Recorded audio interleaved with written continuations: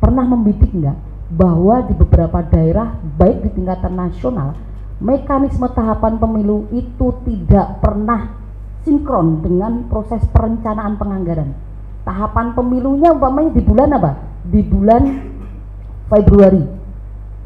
Ketok palu anggarannya atau pembahasannya itu adalah setelah tahapan itu berlangsung. Loh, bagaimana kita mencoba untuk mensinergikan apa yang kemudian berjalan dulu untuk memberikan untuk melaksanakan program-program ABCD, tetapi itu tidak dibidik gitu. Nah, ini yang seharusnya seharusnya teman-teman di DPRD mencoba untuk duduk bersama dengan Bappenas dan bicara dengan Kementerian Dalam Negeri. Itu sangat penting sekali di dalam proses-proses ini. Yang kedua adalah agar menghindari proses-proses transaksional di dalam proses-proses perencanaan penganggaran. Itu wajib. Karena menjelang pemilu gitu kan, proses-proses transaksi itu berada di pembahasan APBN maupun APBD.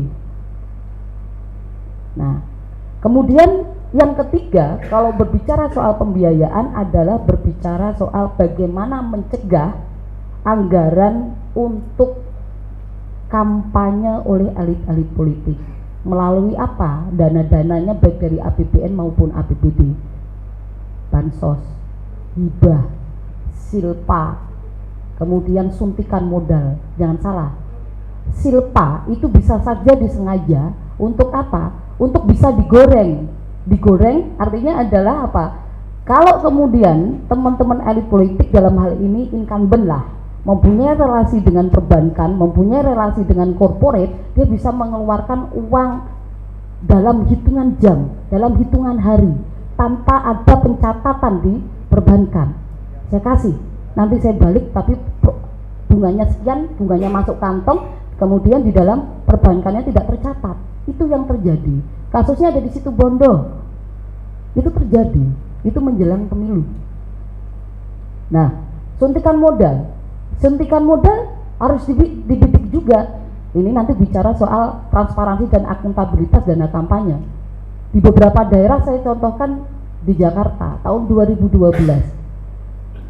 4 tahun berturut-turut suntikan modal 300-an miliar. Menjelang pemilu kada suntikan modal 1,2 triliun. Potensinya gini, saya suntikin modal, kasih saya biaya untuk kampanye. Nanti saya tidak perhitungkan berapa kontribusimu pada APBD, berapa persen untuk APBD, tidak diperhitungkan seperti itu. Saya kasih suntikan modal. Jangan salah, itu menjadi lahan yang cukup berpeluang untuk dimanfaatkan oleh elit-elit tertentu, terutama di dalam proses perencanaan dan pembahasan perencanaan dan penganggaran. Itu yang kemudian tidak pernah terpotret. Makanya bagaimana kita memperkuat, ya kan, Bawaslu dalam ini Panwas gitu kan, untuk untuk melakukan pengawasan, bukan pada saat pelaksanaan pemilu, tetapi proses pembahasan perencanaan penganggaran juga harus dibidik karena transaksionalnya ada di situ. Yang kelima adalah bagaimana sih sebenarnya meminimalisir hal-hal seperti itu, transaksi-transaksi itu. Ini sinergi dengan pemerintah yang kemudian berkeinginan untuk melakukan pembatasan non tunai.